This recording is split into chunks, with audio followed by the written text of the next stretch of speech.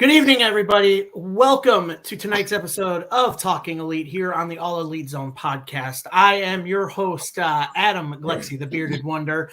So much to take in from this week in professional wrestling, and the biggest one of it all is the return of the most controversial figure in professional wrestling today, CM Punk, back into WWE framework. It is insane. Everybody's been talking on it on social media. It is crazy. So tonight's episode is mainly focused on him. Before we get into that, let me introduce you guys to who's joining me tonight on this panel to discuss this matter. First and foremost, let's welcome one of our newest members into the fold in the All Elite Zone group. She is the Windy City girl herself. She's also a big CM Punk fan. Ladies and gentlemen, please welcome Danny. Hi, everybody. Thank you, Adam and Connor, for having me on the show. It's great to be here. And I also wanted to touch to, once we get rolling, onto the reaction to Dynamite that Chicago had last Wednesday, because, of course, I was there with my husband and my nephew. And let me just say, it was really interesting just being there after everything went down in Chicago. Yeah, no, that had to be the craziest crowd probably that, you had to deal with, especially, someone like me who's originally from the Chicagoland area, kind of grew up in the suburbs there. I kind of understand that crowd, for their passion for CM Punk being the Chicago boy that he is. So I'm really excited to hear your take on all this as well, Danny. Oh, absolutely. And of course, also joining us tonight, the man who, without him, this whole podcast would not be possible. He's the mastermind behind it all. We can call him the patriarch of the All Elite Zone podcast. Please welcome our favorite producer, Mr. Connor Hayes. I'm going to do to you, Connor, what I do to Jim Ross. There you go. That was a great introduction. It should be a good episode. We haven't really touched on CM Punk this week, on here at least. So it should be interesting. Right. And this is just such a hot topic. It was talked about ever since his firing from AEW. What's the next destination for Punk? Does he, take some time off to kind of figure out what he wants to do? There was rumors of multiple promotions that he would have joined. So I guess I'll start with the newbie here, Danny. So my question to you is, now that Punk is back in WWE, where do you see this as competition for other promotions within the world of professional wrestling? Well, I think, Adam, first and foremost, I've been watching wrestling. I'm going to date myself, but over 30 years. I grew up with, pardon the visitor here. The cat always wants to jump in, so she wants to be part of the discussion. Stella, thank you. So I grew up watching Ric Flair, Sting, Road Warriors, Midnight Express, etc., so forth. So I've basically watched pretty much everything. And I think competition-wise, honestly, I can just best answer it this way. If I was Tony Khan, I'd be feeling stupid right now. Why I say that, one, because here is WWE, WWF, WWE that just kind of went from one of the territories, if you say it like British, like territories, so to speak, when you had, United, Herb Abrams, that promotion, you had AWA, which I watched being a Wisconsin girl in the Midwest for Ganya's promotion. You had the Von Erichs and you had David Crockett, Jim Crockett down in NWA. WWE went from a regional promotion to a national brand. Even my nephew, who's not a fan, knows WWE. He knows who CM Punk is. And I think for that right there, and our WWE is so well known, more so than AEW. Tony Khan decided, hey, let's start a wrestling promotion. Okay, great. That was like, 3-4 years ago. So now all of a sudden you bring one of the biggest names in, then with just everything going on, drama, politics, whatever have you, your biggest star and your biggest draw leave. We're going to see what happens with WWE. People change. He's changed. We'll see what actually happens this time with this tenure versus his previous tenure, which left the walkout from January 2014. Yeah, that's an interesting take on it. I mean, I feel like I was on the same boat with a lot of people as once Punk left, they kind of changed their tune for a couple of years in WWE. He kind of was that controversial figure they needed for a while that they needed. And the numbers were good with him on TV. The crowd reactions were great. But yeah, I think big change of shift right now in both promotions. Connor, do you see something of a Punk renaissance in the WWE compared to his?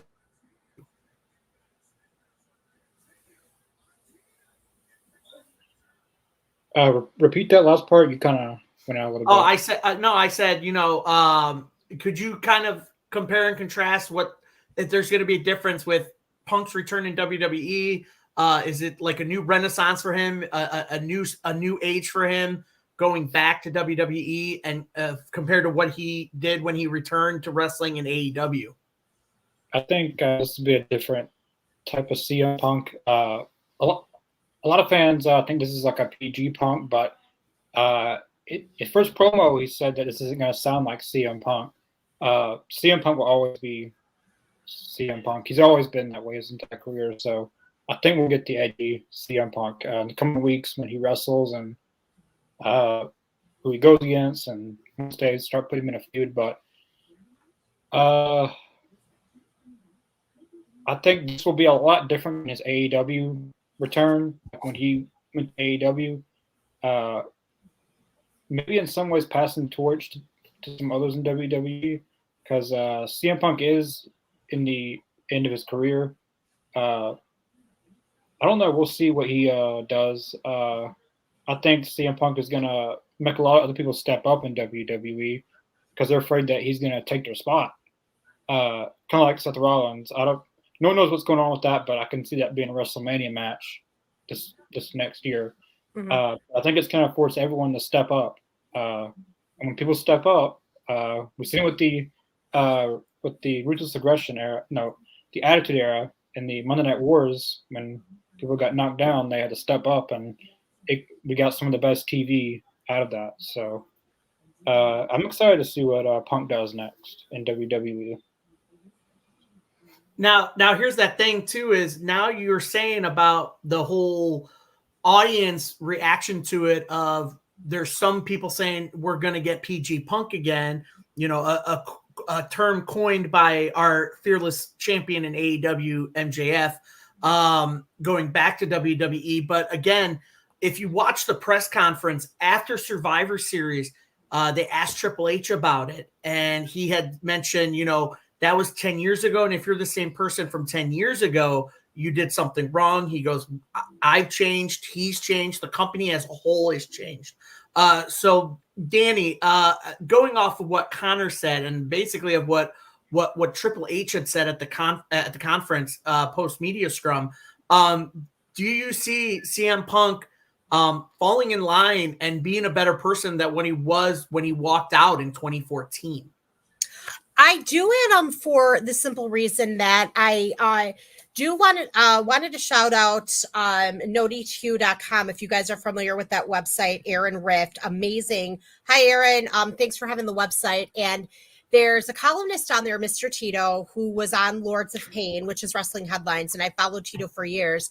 And I was reading an article that he wrote that he called out one of the other NoDQ.com columnists who called Punk a hypocrite for going back to WWE.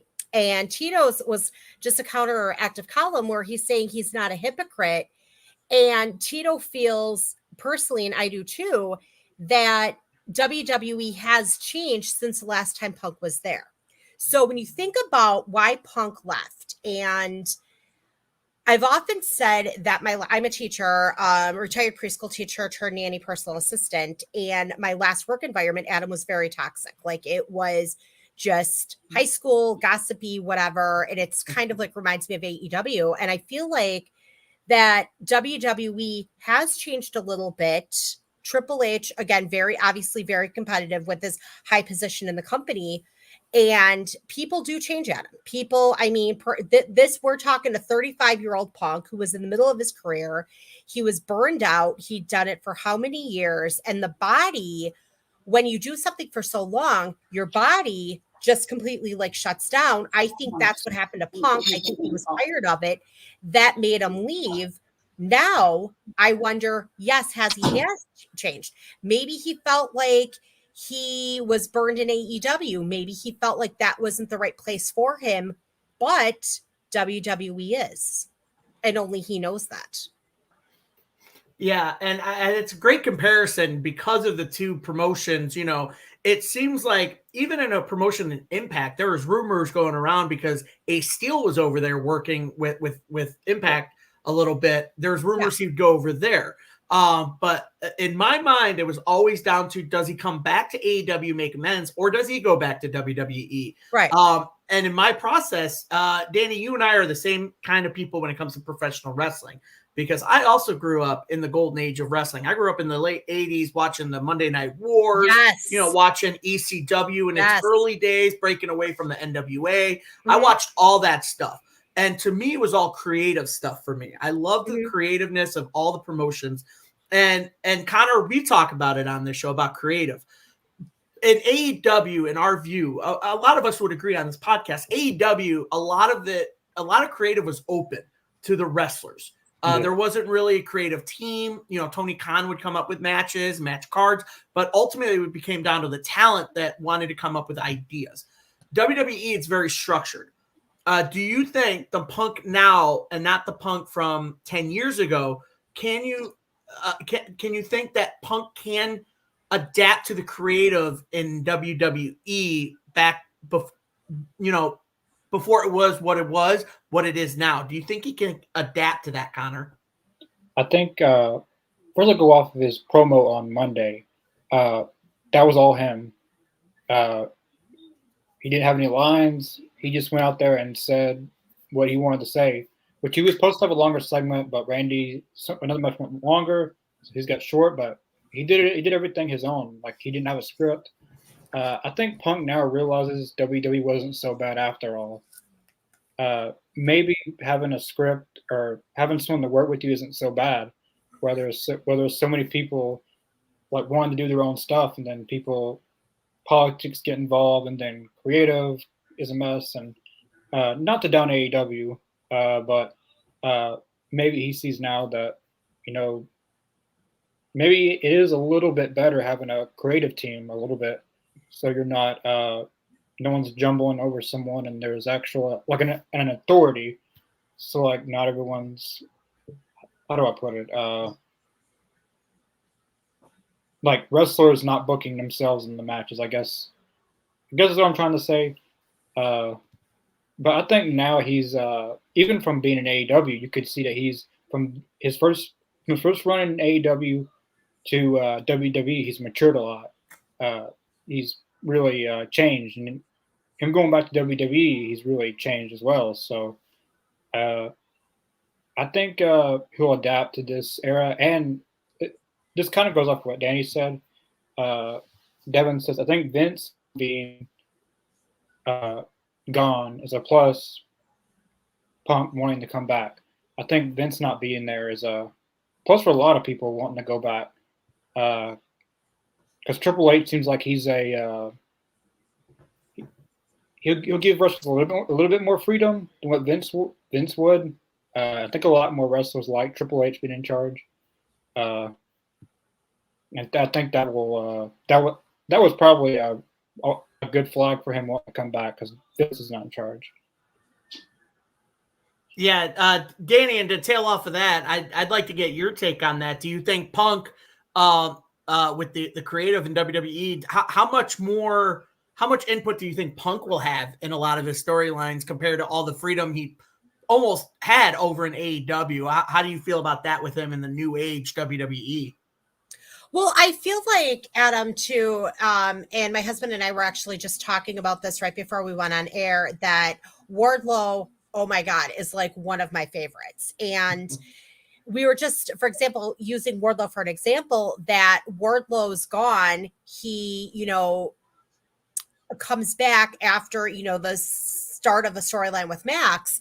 Well, then now he's a heel, but yet he's going after Max, but hasn't actually interacted with Max. So there's like no creative process in AEW. I think with Punk, again, I agree with Connor. We're 45 years old. Our body's slowing down. Our mind's slowing down a little bit. And I think he'll do okay with creative. I think Punk would be good on a creative team, whether it be AEW or even WWE. And I think that he's going to adapt fine. I feel like seeing him now, one, I'm still in a state of shock. I was actually in Chicago over the weekend at my sister's living room watching Survivor Series on my phone. I was expecting Punk to come out instead of Orton as a member of that fifth member of that team. Here comes Punk, and I'm like, whoa. I was just like, and I was at AEW last Wednesday with a sign, and I have that same one, Connor, that I made for Collision and All Out, when it said Punk is draw, Punk is ratings, tell me when I'm telling lies. Someone said F Punk, I'm like, F Cucamonga, and referring to the Elite. And I'm still in shock at this, that Punk is back. Now I've got on my bucket list to go attend, a couple pay-per-views now because I want to see him, but I think he'll do okay. I think he's going to blend in well. I think we're going to do good. And I feel like he does look different. There's just something about him that makes him look more relaxed now that he is home in more of a structured company. Right. And it's funny too that you brought it up about Survivor Series, because that was another big story coming out of Survivor Series was after a year and a half of Randy Orton returned from a very serious back injury that doctors told him he was never going to wrestle again. And I like stories like that. As a side note, I shared in our group today, a lot of people don't know, talk about injuries to Randy Orton. Serena Deeb, the professor, shared on her Instagram. She had been gone away because she had 3 unprovoked seizures. So she had to go see doctors and all this. That's why nobody's seen her. But she's been cleared. So going back to what we were talking about, and myself, I'm very excited to see Serena Deeb back. But going back to Randy Orton, he was another big story coming out of Survivor Series coming back. Connor, do you think there's so much shine on CM Punk's possibility, even before he showed up at Survivor Series, but the possibility of him returning there, do you think that kind of overshadowed the amazing return of Randy Orton from almost a career-ending, life-threatening injury? Do you think his return kind of overshadowed Punk's return, overshadowed Orton's return? Well, we've seen Randy Orton return many times in WWE from injury and stuff. So Punk hasn't been there in 10 years. And considering like the controversy of CM Punk, and then like they convinced everyone he wasn't going to be there. Like I thought the show was over. Like they were closing the show out. You've seen the trademark sign at the end of the show. I thought that was it. Like Randy's to return, and that's going to be that. Then they play CM Punk's music, and they kind of let Randy Orton's return to breathe a little bit. He got a really good reaction at Survivor Series. If anyone watched it, he got a really, really good reaction. He looks good, which Randy Orton's always looked good, but he looked good in the ring. He was built. And Randy, I thought he was never going to wrestle again because there for a minute they acted like the doctors were telling him he should just hang it up. But I think they were evenly balanced the way that they did them.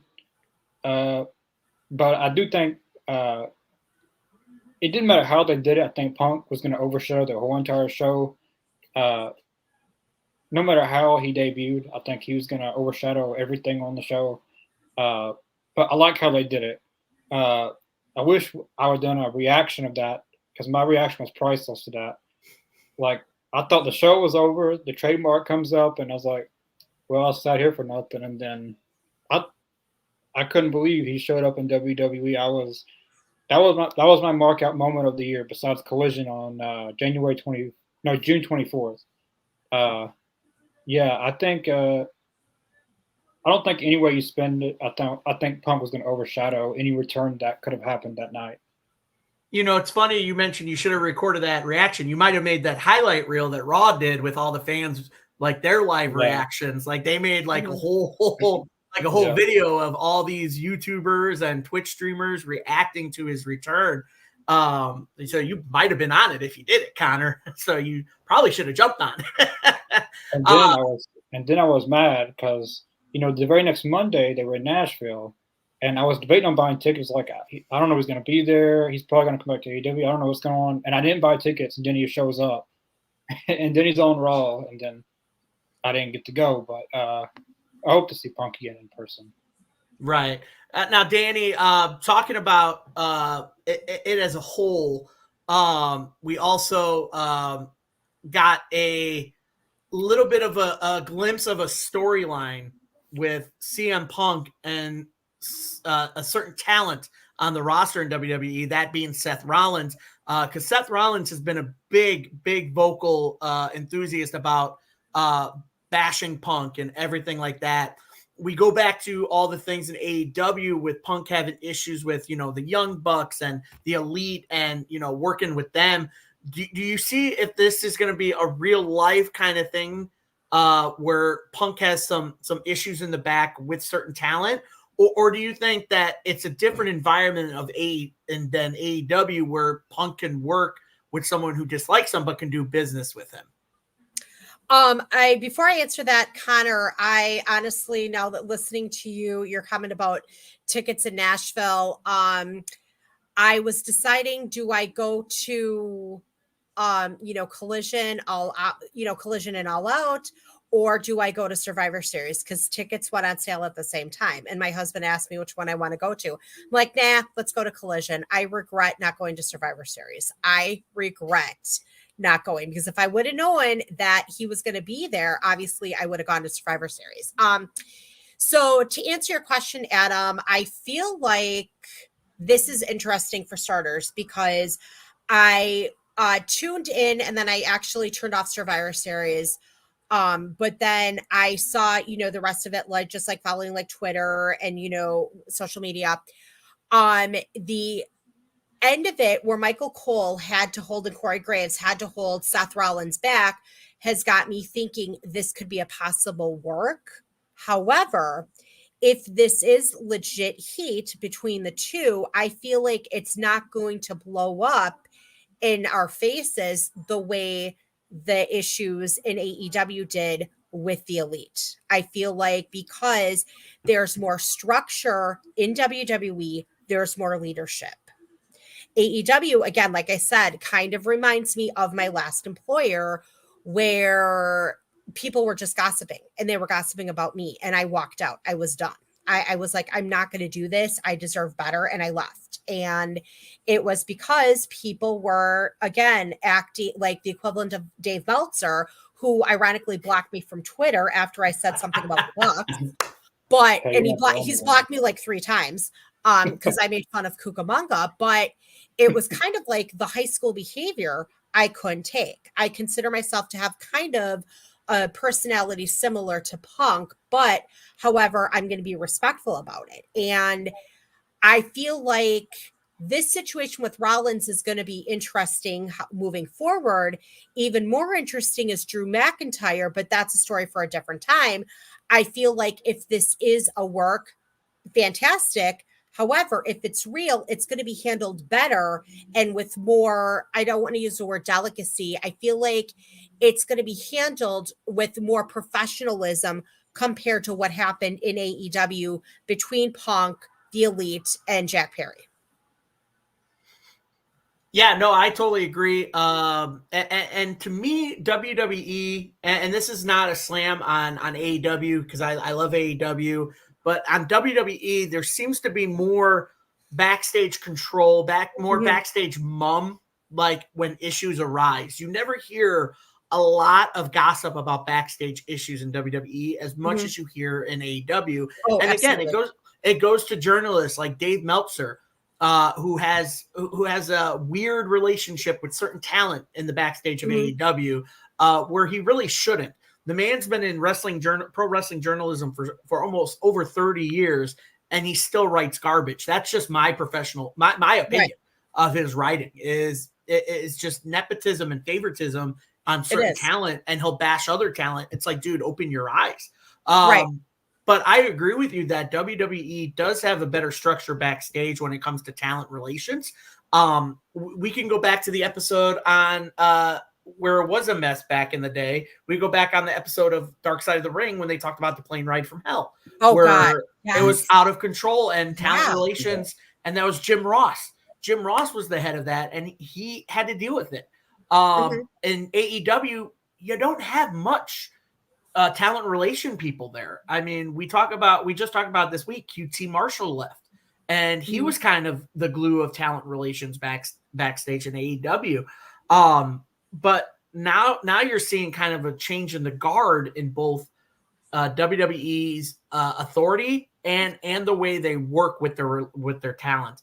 And going off of that, Connor, with everything going on in WWE, you know, we'll go back to one of our comments, Vince being gone, Triple H in charge. There was some heat between Triple H and Punk when Punk left, brought it up and everything like that. But he says he's a different guy. And Triple H says he's a different guy. It's a different company. With the future of Punk and WWE, contractually talking, do you think his contract guarantees him certain things, or do you think Punk has almost the same contract as all the talent in WWE, or do you think he had some special, you know, because we know Punk, there's certain things he wanted back before he left. Do you think he gets those now? I know one of the things that he really wanted was, which really pissed him off, was the sponsorship on tights, because that was his idea, and then Brock Lesnar comes back and does it. And then I think the only thing that he has leverage over anybody else, probably money, because I don't really see him wanting. I mean, I guess if someone put, they think Punk will have 80% creative freedom. His first promo on Raw, it was all him. I think he'll have a lot to say in what he does, but it won't. Of course, he doesn't get the final say. So if they say, hey, we're going this way, that way, then, you know, that's just how it's going to be. But I think it's going to be interesting to see how Triple H and Punk's relationship is now, which Triple H acted like, and they took a picture together. I don't know if you've seen that. But it looks like that Punk's more of a business, he's more of a businessman, I guess you'd say now, compared to when he was in WWE before. He was still business, but now he's more of a a veteran now. It's 45. Is that right? Yeah, 45 years old. So he's kind of a veteran now. It seems odd to say that he's a veteran. But I think Triple H probably sees the because he's worked with him from WWE to now, and I have a feeling this is a hunch on me, but you know, Cody Rhodes praised Punk during the post media scrum of Survivor Series, and I feel like he's a person that could testify, saying that because he worked with him in AEW AEW, and now he's working with him in WWE. He could probably tell someone he's changed or not. But I think Punk's gonna do fine in WWE. And with that, there's a lot of people out there, and we talk about it all the time on this show, is the toxicity of pro wrestling fans who can't just enjoy it, who want to bash one company, bash another one, say, you know, this is my dog in the fight, this is my dog in the fight. And a lot of them have been talking about that speech on Raw that Punk gave. And a lot of them have been comparing it to his speech when he debuted in AEW. Almost the same language. So to a lot of people, it seemed the same, and it seemed more watered down than his speech when he debuted in AEW. Now, Danny, when it comes to the fans, you know, obviously we talk about, you know, the controversy that Punk is. He's going to have his naysayers. Do you think now that he's back in WWE, do you think some fans that were in WWE that didn't like Punk, that kind of drew to him in AEW, do you think those people will be like, well, maybe he is a different Punk. Do you think those people will change their mind seeing this new aged 45-year-old vet Punk returning to the WWE landscape? I would have to say yes and no, because there's a lot of people that are still saying that Punk's a cancer, that he's toxic, that he had issues with WWE, and then he comes to AEW and has issues. He's just a guy who has won. You could see he's got a very strong personality. I don't know him personally, but you can just tell, Adam, that he's a very strong personality. And I feel like with him, he's also very outspoken. Like he doesn't care what people think about him. Love him, hate him. He is what you said. He is that anti-hero that you love to hate. And he's the guy that's needed because he does create so much controversy. It's like the title of Eric Bischoff's memoir. I think it's Controversy Creates Cash. Punk creates cash. Punk is ratings wherever you go. I think people that were anti WWE, well, him and WWE, I think they're taking notice. I think that they may change their minds, but yet that negativity and their negative opinion of Punk is going to be first and foremost always, because what you always remember a bad experience versus a good experience. And sadly, again, I think people don't understand Punk. I think people don't understand why he left the first time in 2014 at the Royal Rumble. I think people don't understand why he was genuinely unhappy in AEW. I feel like the speech could have gone longer, but again, they were under time constraints.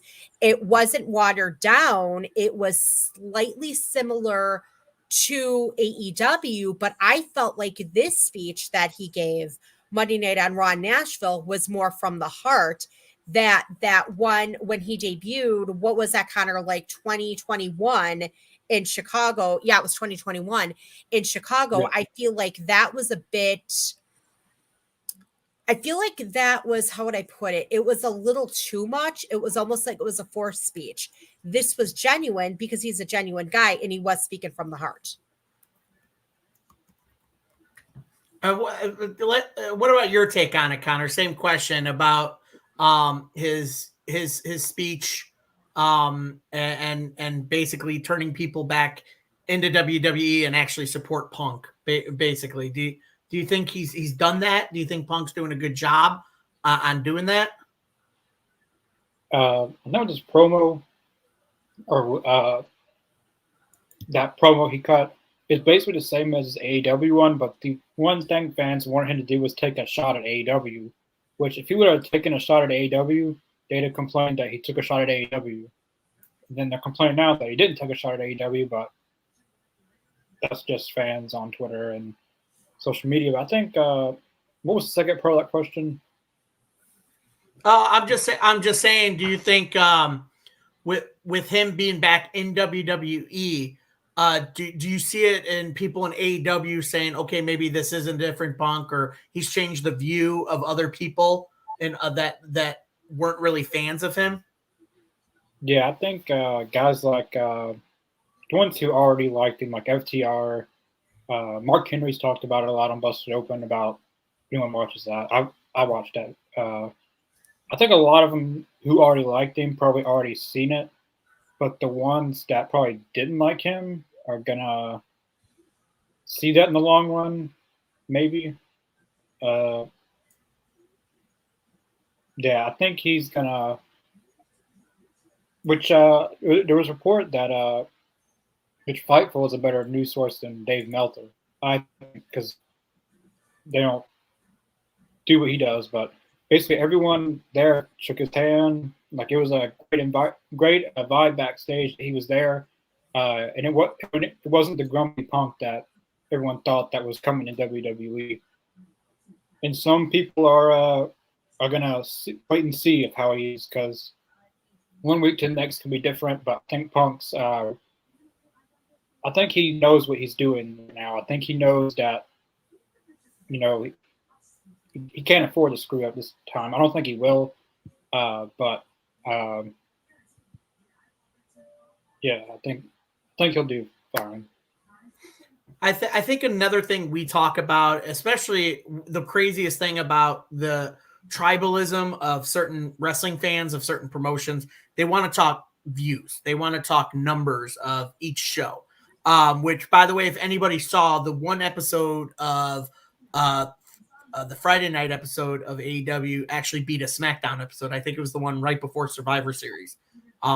Actually beat in the ratings and in a certain age group beat the ratings of SmackDown, which was crazy because you never thought because of how everybody says, oh, AEW's numbers are not doing great.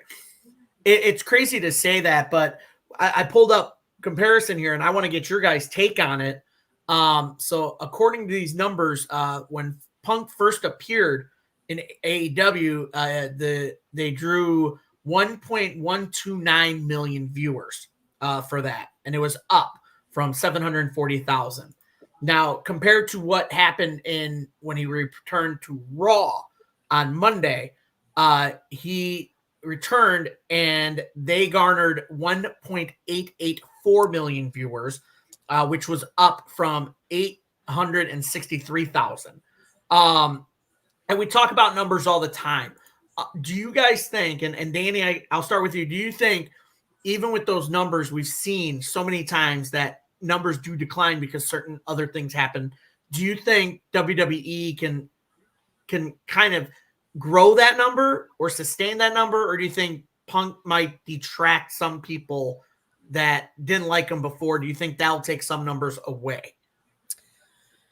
Well, I feel like for starters, having been to a Collision and a Dynamite, they were both held at two separate venues and they had a decent turnout for All Out. There was a fairly decent turnout for Dynamite Wednesday in Chicago, but that was also at the Wintrust, which is a smaller arena compared to the United Center.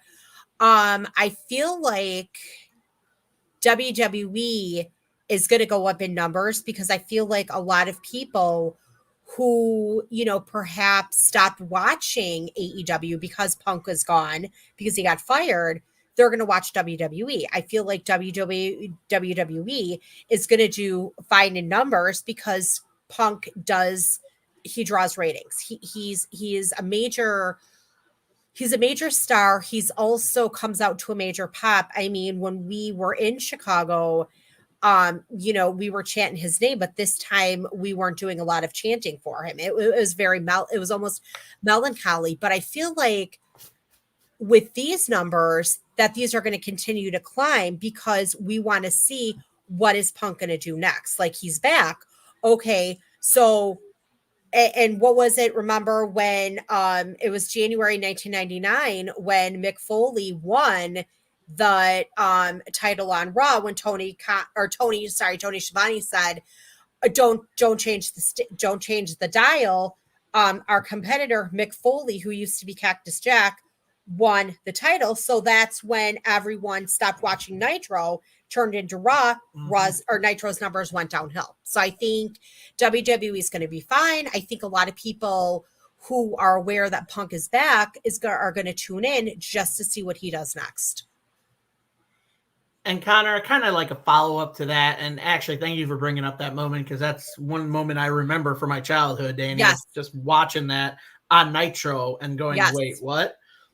So to that point, Connor, kind of trail off, then in retrospect for AEW, do you think AEW is going to be okay?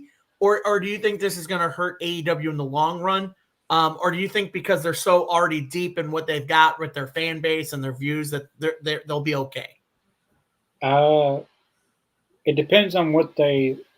Last night, Dynamite was pretty good. It was a pretty decent show. We did a live reaction. It was pretty good. We enjoyed the whole show. It depends how they do their shows. It's going to depend. Like, they really cannot afford to have a misstep right now. Even though Punk's been gone, it's in August, so he's been gone September, October, November, but now he's actually with another company. I think it's really going to have to depend. Like, everything's surrounding MJF at this point. Like, he's the face of AEW now. Like, he's basically the CM Punk now of AEW, because his Raw promos, his character, his But I think AEW will. It's going to be interesting to see what happens in the coming months with AEW. A lot of fans don't believe there's casual fans still, but there definitely is casual fans still. Because I have a feeling this next Wednesday they're going to do a good number because they got Edge and Christian going against each other on Dynamite. But I think though it's really going to depend on how they book Dynamite. I don't really count. I mean, Collision and Rampage is kind of the same numbers, but for Dynamite, I think it's really going to depend on how they book their shows, and that's going to determine if people tune in or out. Right, and I think I totally agree with you on that point. To the fact that I'm all about the product and where they can go with it. As long as they keep pumping out some good stuff, I think they'll be all right. We see it happen even after WWE purchased WCW and ECW. They both closed down. We still got Impact, and Impact is still around. You know, they haven't gone out of business yet. You know, they're never gonna, as far as a budget wise, they're never gonna compete with WWE, obviously, or AEW, just because of what it is. But you got so much good talent there that they're thriving. So I think it's the same thing with AEW because you could pump out good stories that way, and put a good product on TV. You don't really have to compete with WWE. You're just an alternative for that kind of type of wrestling program. And to that matter, we could shift over now to creative. This is the part where I'm very excited to hear from you guys, because now Punk's in a different landscape of WWE. There's new talent, there's younger talent, there's different champs, there's different factions. It's completely different from when he left 10 years ago. So we'll shift over creatively, and I'll start with you, Danny. Creatively, I know we talk about dream matches of who you want to see now that Punk's back, but who on that roster, you know, whether it's a younger talent or a talent that's been there a long time, a veteran, like who do you dream and who do you want to see Punk face in his very first match back in WWE? Oh, good question.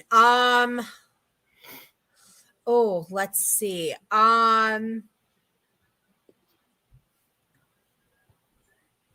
I would like to see him.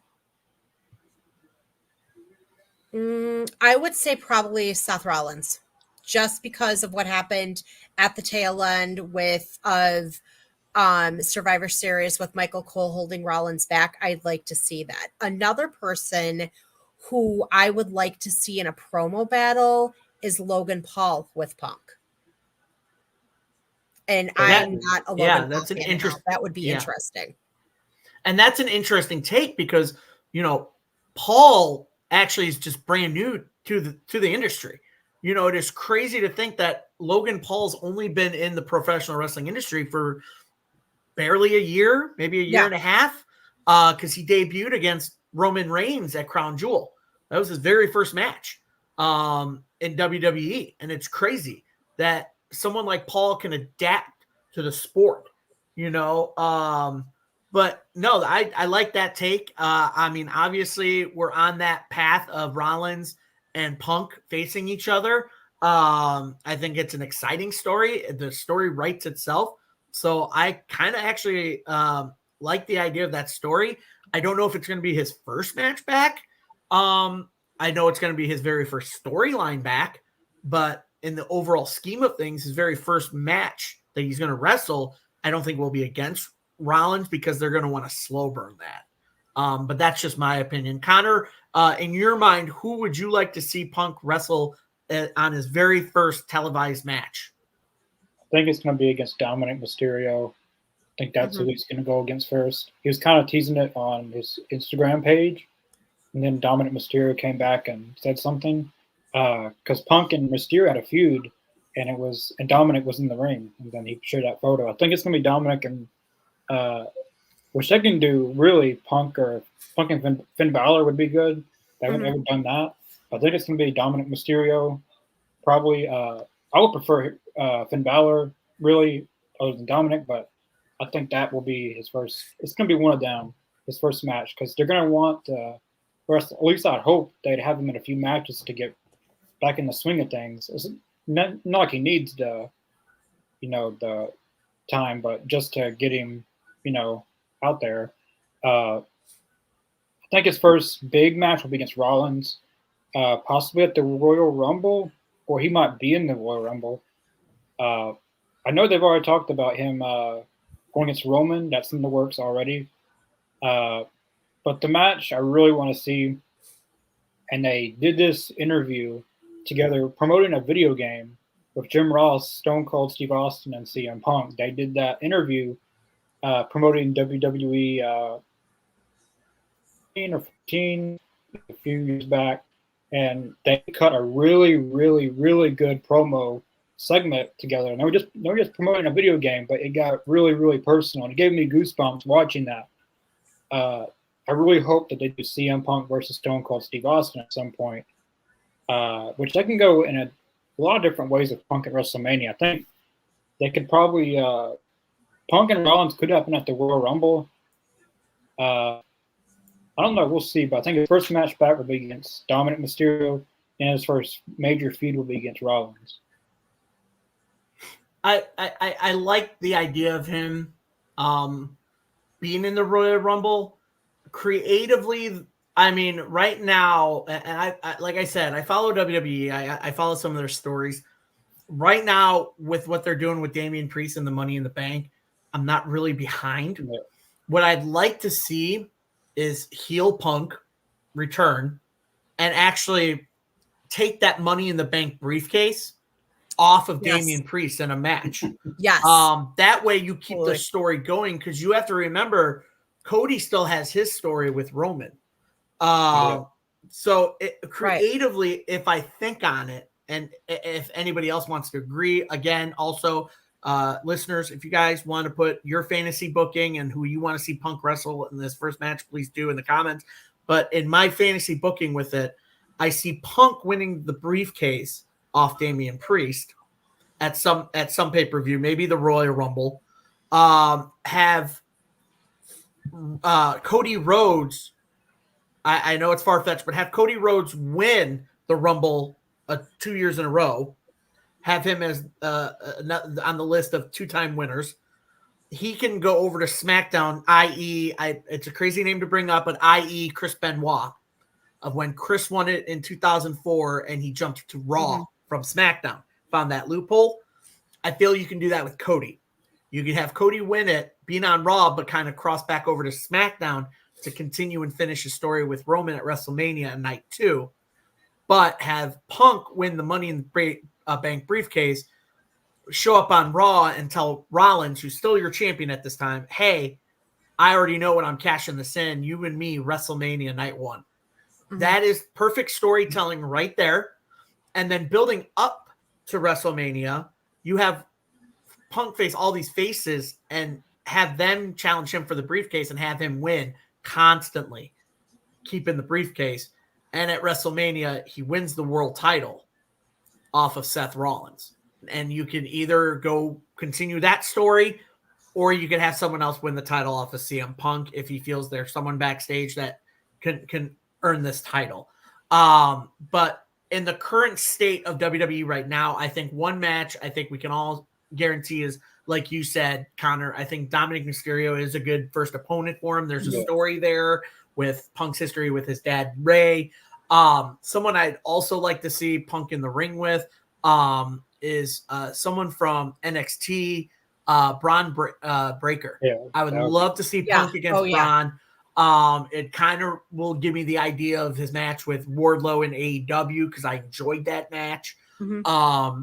So kind of giving a young, hungry, second generational wrestler a match against someone like Punk would be awesome for Breaker. Even if he took the loss to Punk, it doesn't damage Braun at all, because it gives him a credible opponent on his resume.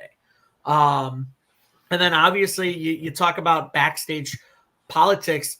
Word going around is that there was a lot of people still thrilled that Punk came back to WWE.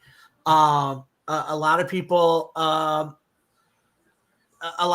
had comments on Punk's return. One person I want to break down is our very favorite person in AEW, Jeff Jarrett, had talked in an interview about the ripple effect in pro wrestling with Punk's return to WWE. He says that every major move in wrestling has ripple effects. He says the wrestling business is the gift that keeps on giving. He says change without question is inevitable, and the bigger the change, the better. And he went on to say a quote, "What happens in life to you is really only 10%, and how you do to respond is the other 90%." So going off of that, of what Jeff was saying about some of that and everything changes, Danny, to you, we hear it that Punk's a different person, and he's changed, that he's actually on his speech, he's home. But from someone like Jeff Jarrett, other people in the wrestling industry, do you see a big ripple effect of people in other promotions maybe looking at WWE going, well, Punk's over there now, anything is possible? Yes, I do. And I feel like with him, again, joining, WWE yet again, we're talking shock. And, we thought it was never going to happen. I mean, when he left in January 2014, because he was upset that he wasn't main eventing, I think it was the Royal Rumble or something like that. And then you had that big thing with Colt Cabana, and then you had that staph infection that nearly killed him that they misdiagnosed. Who thought they were going to see Punk in a WWE ring? I mean, we didn't even think that we were going to see Punk wrestle again because he'd been gone for 7 years. And then again, we never thought he was going to leave AEW. I mean, who knew? I think a lot of people are surprised. I'm still, again, like I said, I'm still kind of shocked, and I'm kicking myself for not going to Survivor Series instead. But yeah, I feel like this is huge. This is big. And comes as a total surprise. And it is a ripple effect, because I think, again, what's going to happen is it's going to come back to haunt Tony Khan in the end, because supposedly they're saying ratings have dropped. Well, not necessarily, because you do have college football on the same time as Collision, and wrestling has never done well on Saturday nights that I remember. But still, I think it's going to come back to haunt Tony Khan. And I think that ripple effect is going to happen where he had QT Marshall leave. I think other people are going to be heading over to join Punk, perhaps people that he was friends with. And yeah, and that's crazy you brought that up, because that's my follow-up question to Connor now. Connor, obviously, Connor, obviously Punk knows people in all promotions. Almost as with Cody Rhodes, still being friends with people in other promotions.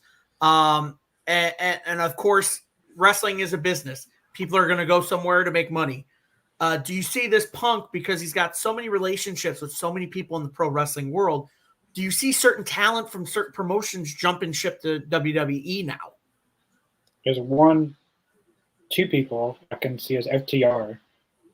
They only re-signed the AEW because Punk's coming back, when their Collision was coming up, and which that's Hardway trademarked CMFTR. So if they ever want to use that again, they could. But I believe FTR signed like a four-year deal with AEW, a 5-year deal maybe. I think it's 4. So maybe I don't see how they can get out of that. But I think with Cody, they let Cody keep everything: his theme song, his character, his look, everything. And with Punk's always going to be the same wherever he goes. He could go to a little small promotion in Arkansas called, I don't know, with 15 people, and he'd still be the same CM Punk. Like, you can't. Yeah. No one's changing CM Punk. No. But I think other wrestlers may see that and go like, if they're letting them keep their stuff, someone like Wardlow, maybe, for example, maybe they'd let him keep the Wardlow name, the same look, the same stuff. But I think there's a few people I could see going, which hopefully AEW doesn't lose too many people, because I'm still going to watch AEW just because I've watched AEW since day one, literally day one, when they announced it, 2019, January 1st, 2019, January 1st at 12 a.m.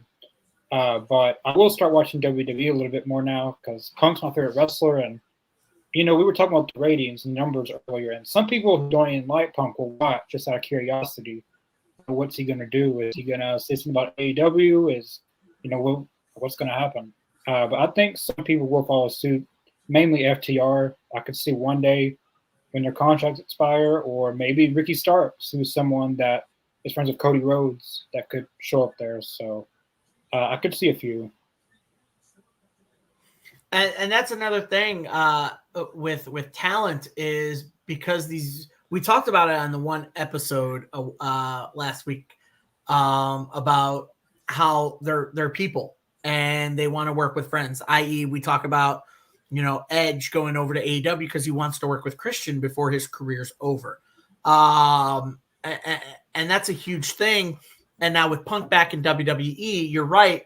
There's a lot of talent, especially in the AEW, who were really close with Punk. They loved Punk, good friends with them. I mean, we look at it now in WWE. I mean, Jade Cargill is now in WWE. Granted, she got there before Punk, but now Punk's there, and her and Punk got along great in AEW. And so, in my opinion, I'm very interested to see where AEW goes from this after letting go Punk. And I'm with Danny. I think Tony Khan made a slip up. I think he sided with the wrong party in the whole situation. And honestly, I want to see AEW recover from this. Honestly, again, I'm with you, Connor. I'm still going to watch AEW. I'm still going to put my support to AEW. Same here. But Monday, it's weird because I watched the full episode of Raw, and I haven't watched a full episode in Raw. I would say probably in about 7 years. It's been a while since I watched a full episode of Raw. And I watched it, and it was all because Punk is back. Because I'm, I like Punk. Some of the things he does, is controversial. Some of the things bug me. Sometimes it's like, dude, I wish you would have done this a different way. Mm-hmm. But we're all adults. We all have to learn from it. I want to get your guys' tidbit on this too. In his speech, he had mentioned his wife, AJ, and he said she's doing great, and she sends her regards. Danny, do you see this as a little slight hint? Because we know Punk likes to put little slight hints and kind of sneak little things in. Oh, yeah, he does. Do you think that's a little slight hint that maybe AJ comes back to WWE as well? Yeah, I was thinking about that too. I've always liked her. She's as cute as a button. And she's what I like to call the little package of dynamite because she's so tiny. I could definitely see her coming back. I could definitely see her, maybe saying, hey, you brought, my husband back. I'm going to come back, because ultimately she left, obviously, in support of him after everything that happened. I could see her coming back. I could see her, maybe tangling with Zelina Vega because they're about the same size. I could possibly see her mixing it up with Io Sky, members of Damage Control. I could definitely see her possibly mixing it up with Jade when Jade gets to the main roster, if that ever happens.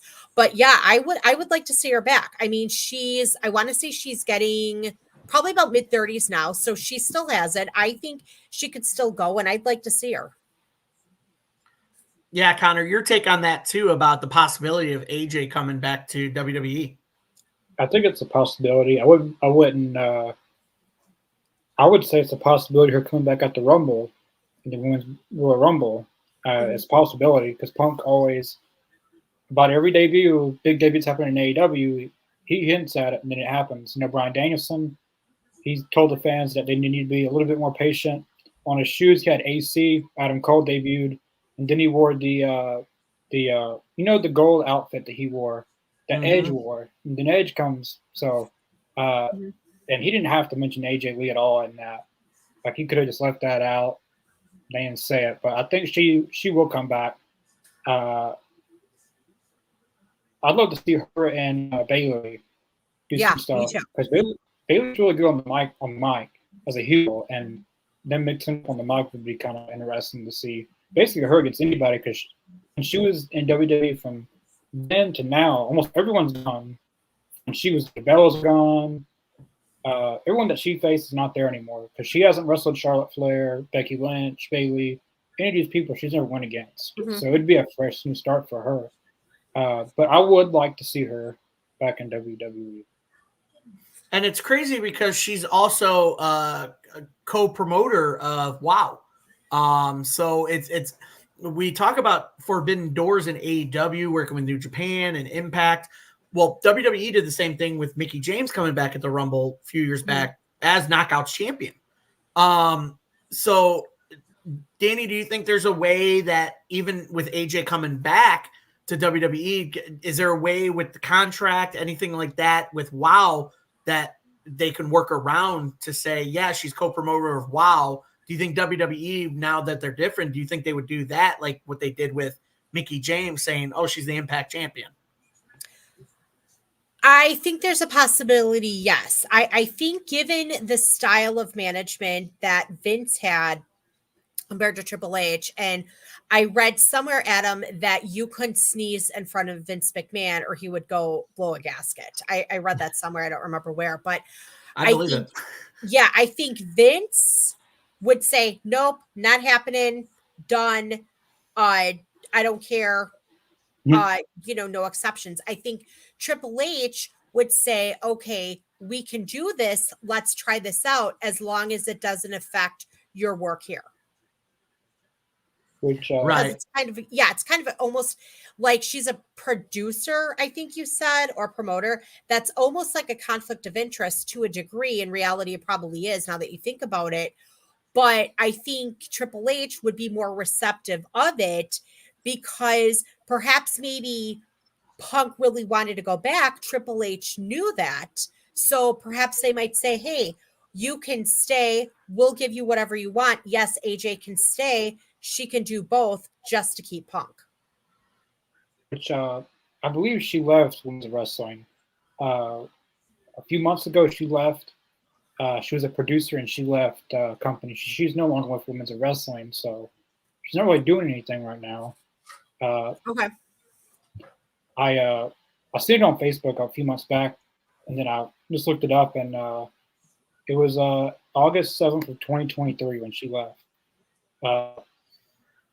She left women's wrestling. I don't know if she had multiple roles in the company. I was going to say, was it because her contract was up or she just left? I don't know the reasoning why if she just left because the contract was up or she just because some contracts are different because sometimes like producer roles and stuff like that you can leave whenever you want to leave. Like you don't really have a contract or like it's really different with producers and stuff. But she's no longer with them. I would have to research that more, but I've seen it on social media and I just looked it back up just to make sure I was not telling you guys lies, but she did leave women's wrestling in August. I gotcha. I mean, so then, yeah, I mean, it could be possible that if she's up for it, the contract is good and she wants to work with her husband, I wouldn't see any reason why not to bring her back. Especially with the new roster. When she left, the roster was different, like you said, Danny. I mean, look at the roster when she wrestled Paige, and Paige is in AEW now. Yeah. And we never thought Paige would come back to pro wrestling, but she's back. No. So again, it's that never say never. And it's crazy to think that the possibility, because there's so many couples in promotions together, that it blurs the line with reality and behind the scenes. And if that happens, and this is a crazy question I want to pull on you guys, if that happens and AJ comes back to WWE, do you see WWE making a profit of this and having AJ and Punk have their own reality series? Like, I mean, it would be money for WWE. I mean, you already had Total Divas. You've got Miz and Mrs., and now apparently Montez Ford and Bianca Belair are about to have a reality show. So what would your guys take on that with Punk and AJ being in the company again? Do you see WWE milking that to make more money on maybe a reality show? I would watch 100%. Hopefully Mindy's Bakery's in it. Like them going to Mindy's Bakery and, we made that whole bakery famous.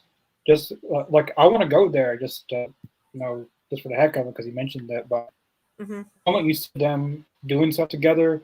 Rollins and Becky Lynch versus Punk and AJ Lee would be a match. I feel like they would do. Oh yeah, yeah. Real life couples who are actually married against each other. That would have happened with John Cena, Nikki Bella. That didn't turn out. So then we could actually get the real married couple versus married couple in a wrestling ring. Has that ever been done? Like actually married? I don't think so. No. I mean, I know they were always together, but it was always Randy Savage and Miss Elizabeth. I mean, she never got in the ring to wrestle, but she was with him all the time. That was the real life couple kind of thing. But Right. I don't think I've ever seen a match where an actual married couple wrestled a married couple. And which is weird because you would think now that I mean, for me, if it was a couple versus couple, for me, I'd like to see Nick Aldis and Mickie James versus CM Punk and AJ Lee. Oh yeah. Because I'm a huge Nick Aldis fan. I loved him back in NWA. I loved him back in his I think he was in Ring of Honor for a little bit. I loved his days back in then. I loved Mickie James when she debuted as the psychotic obsessor over Trish Stratus. I think those two versus Punk and AJ Lee would be a great match. But yeah, I honestly think that would be hilarious. To see AJ Lee come back, and then they're like, "Hey, if you guys want to make more money, are you guys okay with us filming real life stuff with you?" I mean, we do it with everybody else, and which begs the question: because of the way Punk left originally, Danny, do you think Punk would be okay with that if it means he gets more in his paycheck? I think he would. Yeah. And first and foremost, I love Ms. and Mrs. I think that show is just hysterical. One, I watched Total Divas, which was really interesting because it really gives you a behind the scenes glimpse of the lives, of a wrestler because I mean, they're on the road. What is it, like at least 265 days a year, and they don't see their families. I didn't really get into Total Bellas because I only like one of the Bellas and Brie because she's more down to earth. But yeah, I'd love to see a show with Punk and AJ if they're open for it. In fact, Oliver just commented in the chat. He said he'd love to see a Punk and AJ reality series. I think it would be fun. I think it would be really fun to watch. Again, Ms. and Mrs. is very entertaining. I'm waiting for season 4. So yeah, I think Punk would be for it, but I think also too, because he is somewhat of a private guy and apparently doesn't like to be approached at like Blackhawks games or anything when he's out and about in Chicago, I think he would have a list of requirements, but so far, if it would mean more money for him, I think he would go for it, and I'd love to see it too. Yeah, no, I think obviously I think AJ would be for it because of course I'm sure she's like, hey, if it's money for us to pay stuff, then let's do it. I feel it would be Punk to make the final decision on that. Mm-hmm. And again, it kind of goes under it, with how much freedom he has creatively within the company when it comes to the wrestling part of it. How much of the freedom of his will it be for the reality show? Mm-hmm. Because we can compare and contrast. Reality TV is completely different from professional wrestling TV. Mm-hmm. You're dealing with two different kind of entities of producers and stories and everything like that, because reality is real. Pro wrestling is scripted, but there is real occurrences that do happen. And so as we're winding down here a little bit on this topic of Punk, I want to get you guys a quick take on some things with upcoming 2024 pay-per-views and just how it's gonna happen. Danny, I'll start with you. I know we were talking contract earlier. I want to get predictions. How many live pay-per-views in 2024 do you see Punk headlining? Because I know that was one big thing he had back when he left, is he wanted to headline every pay-per-view as their champion. But now times have changed where now you have part-timers. I hate to say you have a part-timer holding the greatest title in WWE. That's Roman Reigns. He's a part-timer. He barely defends it on pay-per-views. Right. But now Punk's back. He's at 45. How many pay-per-views do you see where Punk's like, I want to win a title and I want to do this many pay-per-views headlining? I feel like the original Big Four, which would be the Rumble, WrestleMania, SummerSlam, Survivor Series, I feel definitely he's going to have some involvement in the Big Four. Some of your lesser pay-per-views, what are we at? We're at Extreme Rules, Money in the Bank. I feel like those are going to be some other ones, and maybe some of the smaller ones, but definitely the Big Four. And to circle back to what we were talking about before, I like Damian Priest. I feel like he's going to get phased out of Judgment Day. I love JD McDonough. If I said his name right, love him. And I would like to see a heel Punk because Punk plays a heel so well. I too would like to see the heel Punk versus Damian Priest for that Money in the briefcase or the Money in the Bank one. And so I think that would be a great one for Punk to headline, build up a storyline with him and Damian Priest over that briefcase, have that match take place at Money in the Bank. Punk's got it. Punk can defend whenever he wants if he wins the Royal Rumble. I like that idea. I like that because we remember going to the storyline of, and I hate to compare it to it, but Ric Flair retired from WWE. Every match he had to win leading up to WrestleMania, otherwise he was done. So it's almost like heel Punk having the Money in the Bank, and all these faces are like, we want that Money in the Bank briefcase, and you're holding on to it hostage. We want to win it from you, and you better hold on to it, otherwise we get your spot for a title match, you know? So it's kind of like heel Punk trying to, you know, beating all the good guys, you know, and having that chase for that one up and comer to take it from him. But Connor, do you see Punk winning a major championship in 2024 in WWE? I do. I think he'll win the one that Rollins has, the World Heavyweight Championship. I don't think he'll win the, what are they calling it now? The WWE Undisputed Universal Champion. I don't think he'll win that one. I think Cody will hold on to that for, if he wins the WrestleMania, I think he'll have it the remainder of the year, maybe. I think Punk has a chance of winning the World Heavyweight Championship. I don't know. He could win that. He could go. I really think that Punk is going to go against Roman Reigns next year at SummerSlam 2024. Because if Roman loses WrestleMania, he'd already lost the title. Then that would free him up to go against Punk if, you know, Roman wouldn't have a title. But I think he has more of a shot at winning the World Heavyweight Championship in WWE from Seth Rollins. And that would be another question that, you know, either one of you guys can answer.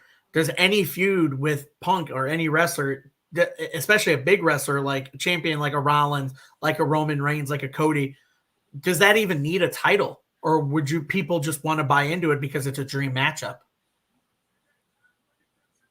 The one dream match I want to see is Punk and Austin.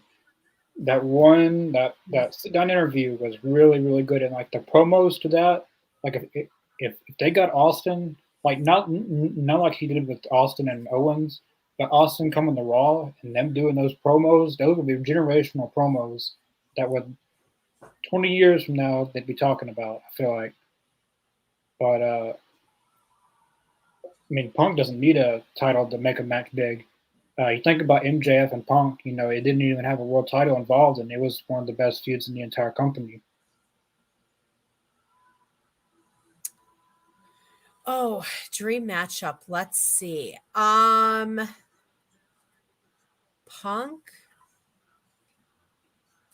I would have to go. Oh, let's see. Punk Austin. Yeah, I kind of would like to see that Punk Austin, but the only thing, again, that I would be concerned about is obviously Austin's neck from having the neck surgery. But yeah, definitely that Punk Austin. I'd also like to see Punk Reigns because I don't think none of the members of the Shield ever wrestled Punk, have they? It was. I don't think they did. I think it was always Punk being attacked, like use the Shield on his matter. He never wrestled any of them. It was the storyline of Punk had paid the Shield. Well, actually, Paul Heyman had paid the Shield on behalf of Punk to protect him. Yeah, I think CM Punk did go against Rollins in the Shield. I think he did. I could be wrong, but it wasn't the Rollins that we have now, really. But I could be wrong, though. So with that, then I moved to something that Punk is really big on, and that's newer talent seeking advice from veterans. I know that was the big thing he had with Hangman Page and AEW. So in your guys' opinion, if you had to dream, like we could compare it to Sting taking Darby Allin under his wing, what young talent can you think of in AEW? And again, it's not someone who's a veteran, but someone who's young in that company. Who would you like to see Punk take under his wing and kind of mold it into like the next big, pro wrestling superstar in WWE? It could be anyone on the main roster that's the young, or it could be anyone in NXT.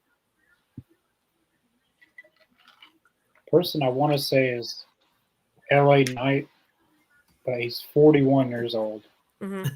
It's not really a young person. But WWE, he's young because he hasn't been there too long, but he's 41, so really he's not young. Logan Paul would be a good one. Logan Paul's taking the sport very seriously. He doesn't just come in for a paycheck. He actually wants to wrestle and be in all this. So maybe Logan Paul. I think Logan Paul for me. Yeah. I don't watch NXT, but I'm familiar with some of the names. I would almost say, in a way, Braun Breaker. Even though we know that he's the son of Rick Steiner, nephew of Scott Steiner, so he's got the training. One person that I feel in WWE would be good for Punk to mentor again is LA Knight, because LA Knight is just fun to watch. He's a blend of The Rock and of Austin, and people are saying Kevin Nash was quoted as saying that he's a ripoff of The Rock. No, he's not. He just took his own personality, I think, and just blended in with The Rock and Stone Cold outside of AEW. And I say this because there is a story going around that Taz wants Hook to go to WWE. And I read somewhere that Hook also wanted to go to WWE. Even though Hook has Taz, if Hook does go to WWE, I would think that Punk could mentor him. If Ricky Starks ends up jumping, Ricky Starks also is friends with Punk. I think Punk could also mentor Ricky Starks if that deal happened. I can also see Punk going back, even though because they had their days in AEW, was Jade Cargill. I mean, he can always take her under his wing again. Sure. It seemed they had a good relationship when he was over in AEW. Again, Punk does have those good relationships with certain talents. For me, I'm going to take one of your people that you mentioned earlier, Danny, JD McDonough. JD McDonough reminds me of a young CM Punk. Hard hitting, knows what to say, he's got that look of like a young Punk, and he's got the style of when Punk was in like his early Ring of Honor transition to WWE days, with the crazy flying moves, the kicks and all that stuff. Another young guy I like to see taken on their wing of CM Punk is Dragunov, who's the NXT champion right now. He's got the mic skill of a CM Punk, even though he's got the accent, but he's got the mic skills of a CM Punk. But yes, I can also see a Logan Paul being taken on the wing of a CM Punk, because Logan Paul also has that arrogance that Punk had in his early days when he turned heel in WWE. And he is kind of like Punk because he's young. He is in industry, like in a company that's big in the professional wrestling world. I mean, let's face it, we love AEW, but WWE is the top of the mountain in the professional wrestling world. And there's no denying that. But there's so many certain talents, young talents in WWE. They understand that even though Punk's controversial, he knows what's going on. Mm-hmm. He understands the industry. He understands the business. He understands that there are people that are in it for themselves and then that are there for the passion of the sport and will help others. So I am very excited to see where this goes. So before we get going here, I'm going to hit you guys with one last question here before we start signing off here. And it's basically your prediction for 2024 of CM Punk. It's the CM Punk prediction 2024. It could be anything from a match or a title, or if he's still with WWE, who knows? But I for this, my last question, you guys, give me one big prediction you have for CM Punk in the WWE in 2024. Danny. Oh, this is a good one, Adam. Let's see. Give my mind a minute to catch up. I was dealing with a 3-year-old all day. Okay. So I'm gonna say, well, I'm definitely going to a WWE pay-per-view in 2024. That's definite for me. But okay, I think that he's going to have an interesting storyline with Roman Reigns. Okay. I think somewhere along the line, Reigns is going to come back. I love this bloodline thing. I love this bloodline thing. And I don't know who I love more. Do I love LA Knight or seeing Roman Reigns as the head of the table? Okay. I think that you're still going to have this Cody Roman thing because, again, Cody never really lost that storyline with Roman. I think somewhere along the line, I don't see Cody dethroning Roman. I think it's going to be the Second City Saint. I think Punk's going to do it somewhere along the line. I think Punk realizes that if he screws up this time, he's out of a job. I think there's that. I think that the off chance of him going back to AEW could happen at some point, but I'm going to say no because of, AEW. But I feel like he's going to be the one that's going to dethrone Roman somewhere within 2024. I like that. It's a good prediction because there are stories saying that maybe Cody doesn't finish the story because there's some people within WWE or even within the wrestling world thinks that the reason why they've kept the title on Roman is because they want him to break certain records, i.e. Hogan's record. And in order to do that, he's got to hold that title till September. And now that Punk's back, maybe Punk's the one in September that wins the title off of Roman. Yeah. Let's remember that Punk also is in the record books for being one of the longer running in the top 10, I believe, longest reigning champions in WWE with the WWE title. So Connor, what is your big prediction for Punk in 2024? I was going to say Punk versus Roman, but since Danny said that, I'm going to go Punk's going to win a world championship in WWE in 2024. So even if it's not Roman, it's going to be the world title. It's going to be one of the two. A world title in WWE, he will win. So my prediction is he wins the world heavyweight title at WrestleMania, holds on to it. Roman loses to Cody at WrestleMania night 2. Yes.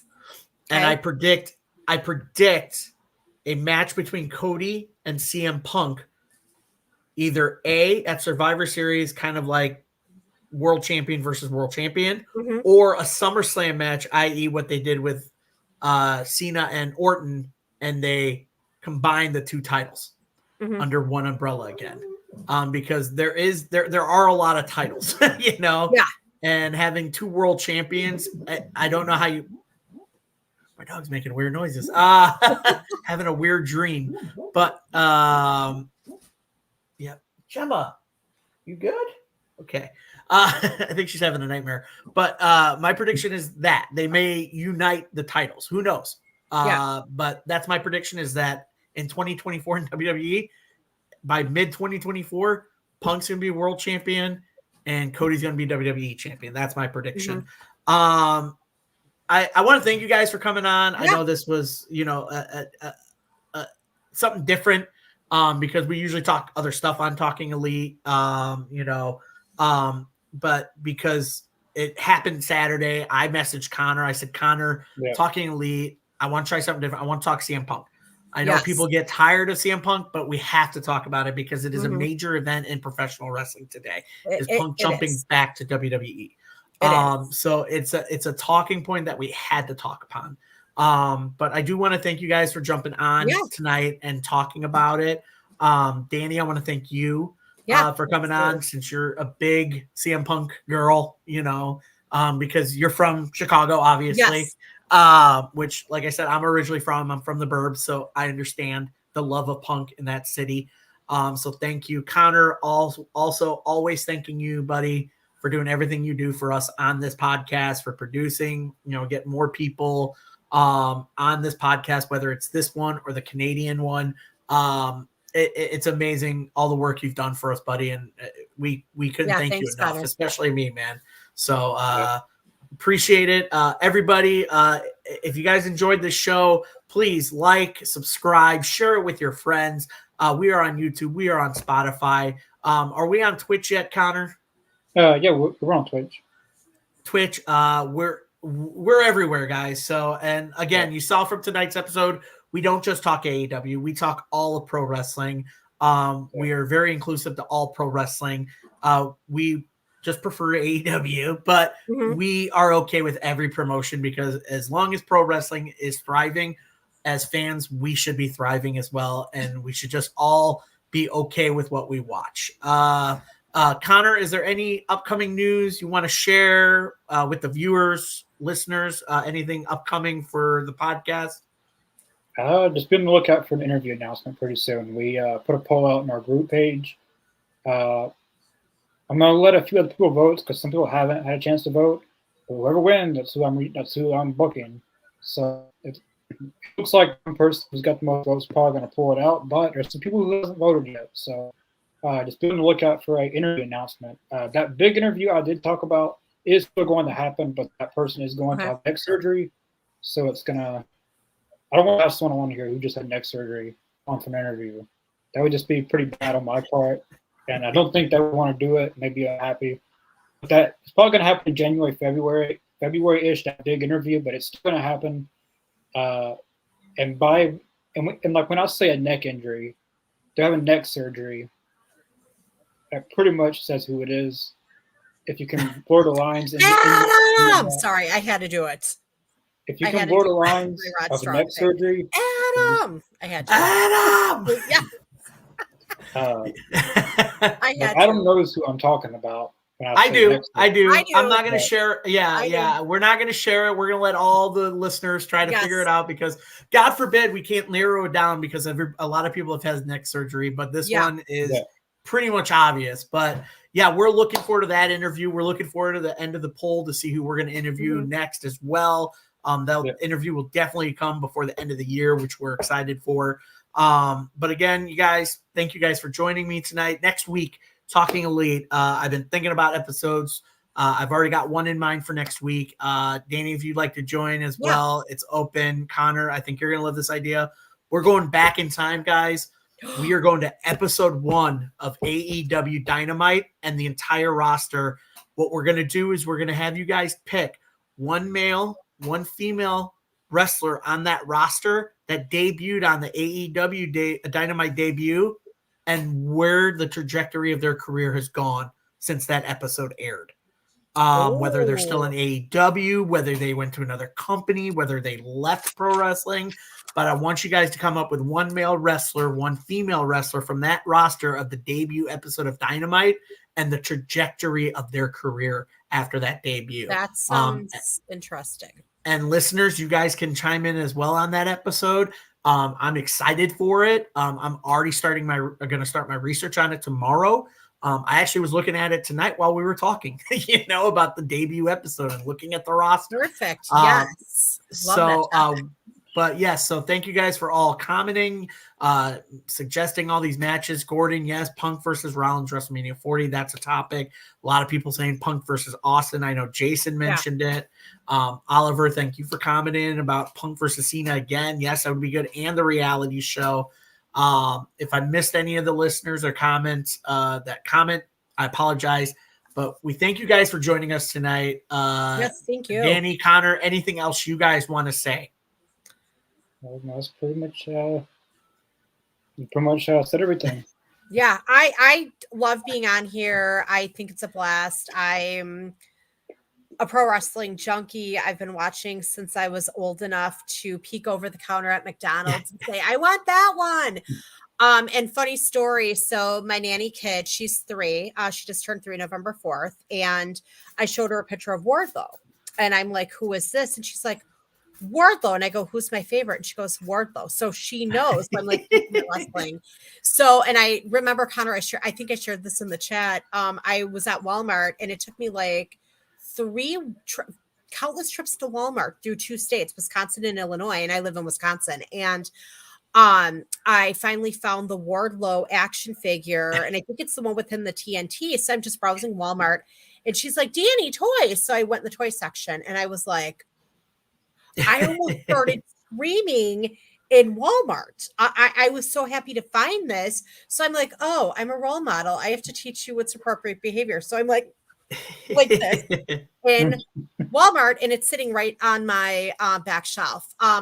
One other thing, though, too, that I'm just going to ask, where is Elias? He's hanging out with Ezekiel. I know. Him and his brother are hanging out, man. Come on. The devil. I'm waiting. Where's Self Ziggler? I'm waiting. And again, like I said, and I said this last couple weeks ago, Connor, why does Nick Wayne still have TV time? Mysteries of life. These are the questions that ponder the pro wrestling universe, Danny, you and we all want the answers. Again, guys, thank you so much for joining us tonight. We'll see you guys next Thursday. Don't forget, tomorrow we've got the live reaction to Rampage, and Saturdays we do live reactions to Collision. Wednesdays, we do our live reactions to Dynamite. So be sure to check those out. Thank you, guys. Check out all our interviews on our YouTube page. A lot of our discussions on Spotify, on Twitch. Again, thank you, guys. And if there's nothing further, and good night to all. Change it up. Thank you.